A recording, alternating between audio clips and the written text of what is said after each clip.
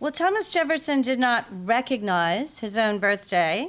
Instead, he only celebrated the birth of this country's independence, the great birthday of our republic. He wrote in 1803, and I quote, "Disapproving myself of transferring the honors and veneration for the great birthday of our republic to any individual, I have declined letting my own birthday be known," end of quote. But the secret got out, and every April we gather at Monticello to pay tribute to this great founding father, the architect of our liberty and author of the Declaration of Independence. Thomas Jefferson's continuous quest for knowledge and the breadth of his curiosity and intellect inspired a young nation. Today, we recognize Jefferson's lasting legacy and how he continues to inspire new generations of leaders who aspire to greatness and service. It is now my pleasure to introduce to you Don King, the chair of our Board of Trustees.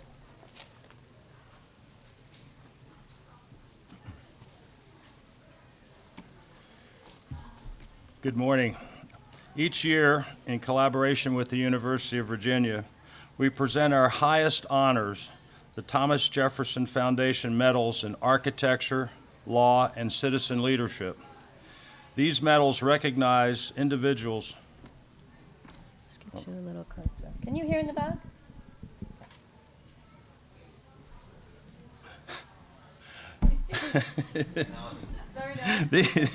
These medals recognize individuals who embrace endeavors Thomas Jefferson excelled in and held in high regard.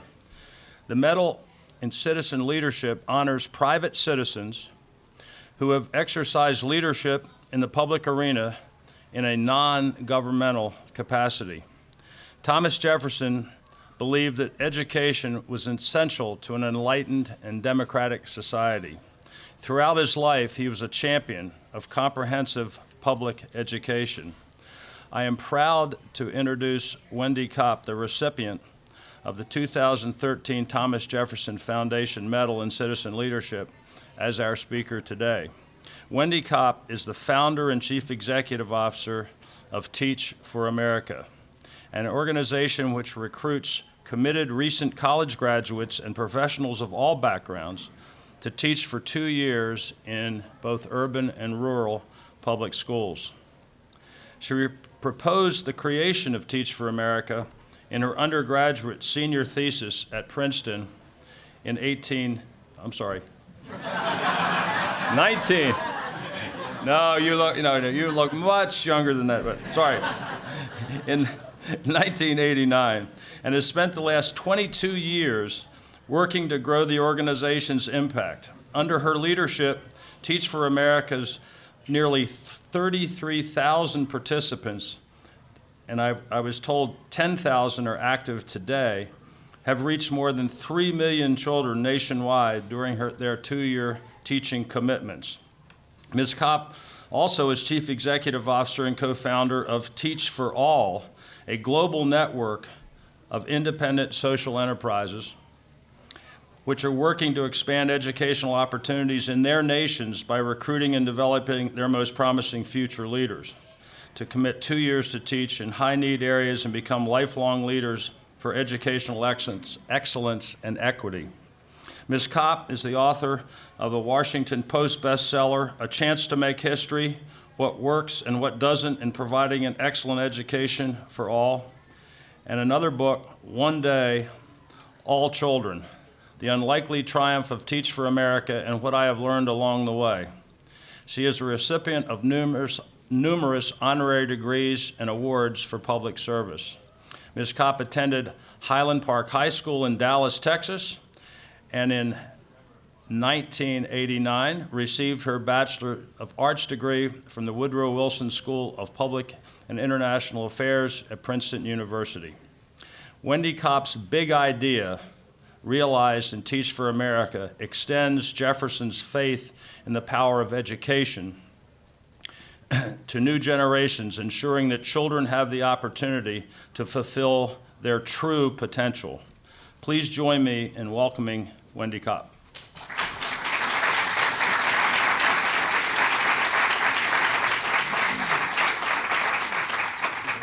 Good morning. Thank you, Don, so much for that introduction. And thank you, trustees and staff of the Thomas Jefferson Foundation, the University of Virginia, and all of you honored guests. It's a true delight to be here with you to celebrate Thomas Jefferson's 270th birthday and to share the opportunity to reflect on his life and legacy.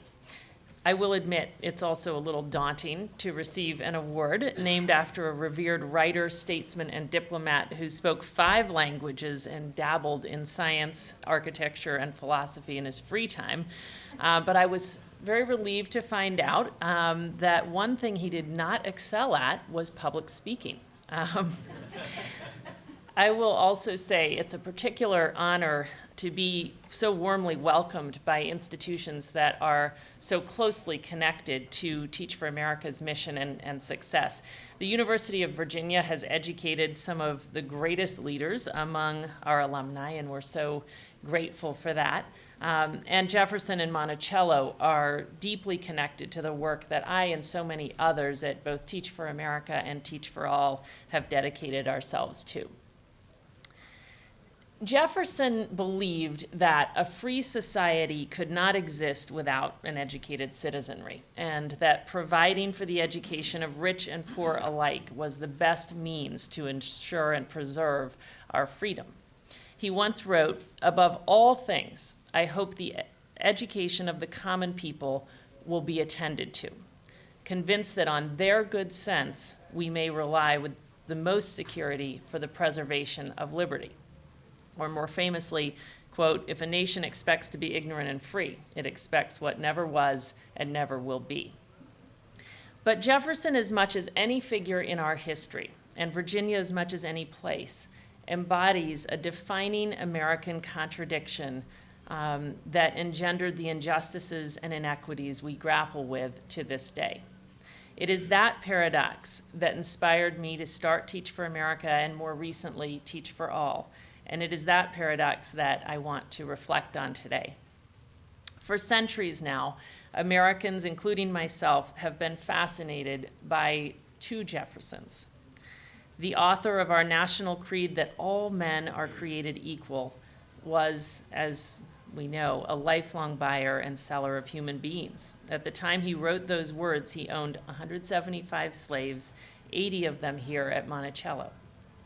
How do we reconcile the Jefferson historians hail as the embodiment of the American Enlightenment with the Jefferson who routinely sold slaves for art, wine, and other luxury items? The Jefferson who championed the, quote, illimitable freedom of the human mind with the Jefferson who considered blacks, quote, inferior to the whites in the endowments of body and mind. The Jefferson who wrote that nature hath implanted in our breasts a love of others, a sense of duty to them, with the Jefferson who failed to free all but 5 of his slaves when he died and condemned 200 of them to the auction block. We are a nation dedicated to the landmark proposition Jefferson enshrined in the Declaration of Independence, an idea that has lit the world for 2 centuries. Yet, like Jefferson, throughout American history, our reality has fallen far short of our rhetoric. We hear so much these days about America's achievement gap. It's a term traditionally used to describe the gap in academic performance between students of different races and socioeconomic backgrounds. But I've increasingly come to believe that America's real achievement gap is the chasm between our ideals as a nation, so beautifully articulated by Jefferson, and our reality. We cannot write off these uncomfortable truths about Jefferson's life as an unfortunate footnote or an historical quirk, because a legacy of racial oppression and disenfranchisement persists to this day. A black child born in America in 2013 is twice as likely as a white child to die in infancy. When he grows up, he is twice as likely to be unemployed, 3 times more likely to live in poverty, and more than 6 times as likely to be imprisoned. When I was a senior in college, I became obsessed with the unjust truth that in a country that aspires to be a land of equal opportunity, the neighborhood where children are born still largely predicts the quality of education they'll receive, and as a result, their opportunities and outcomes in life. When I started Teach for America, I envisioned the brightest leaders of our generation rallying to rectify this injustice, just as past generations had rallied to right the wrongs of their times. The idea was simple.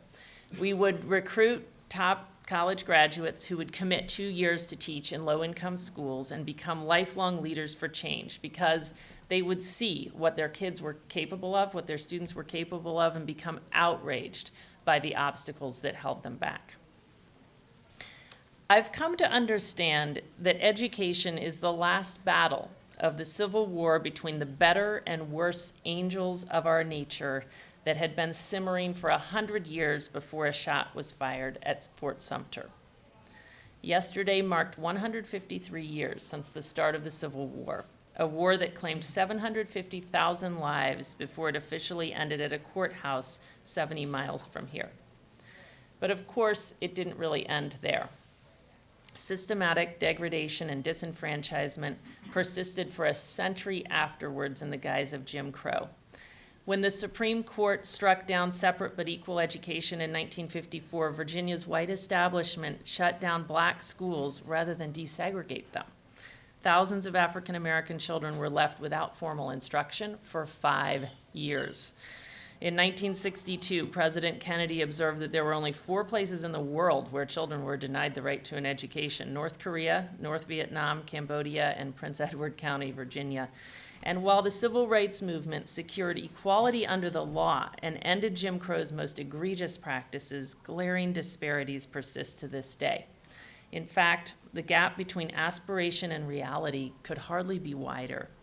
The U.S. has less equality of opportunity than any other advanced industrial country, meaning a kid's socioeconomic background is more predictive of their educational outcomes and life outcomes here than in any other developed country.